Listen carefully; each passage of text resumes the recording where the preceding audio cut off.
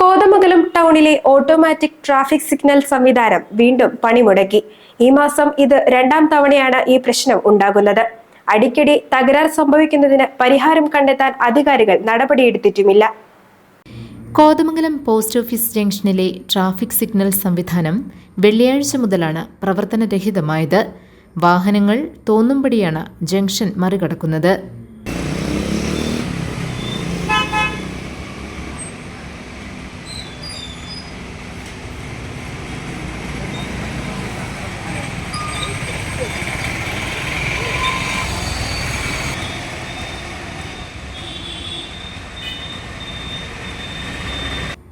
നാല് ദിവസമായിട്ടും സിഗ്നൽ സംവിധാനത്തിന്റെ തകരാർ പരിഹരിച്ച് പ്രവർത്തന സജ്ജമാക്കുന്നതിനുള്ള ഇടപെടൽ ഉണ്ടായിട്ടുമില്ല.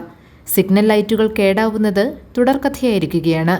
ഈ മാസം തന്നെ ഏതാനും ദിവസം ലൈറ്റുകൾ അണഞ്ഞിരുന്നു. ദിവസങ്ങൾക്ക് ശേഷമാണ് തകരാർ പരിഹരിച്ചത്.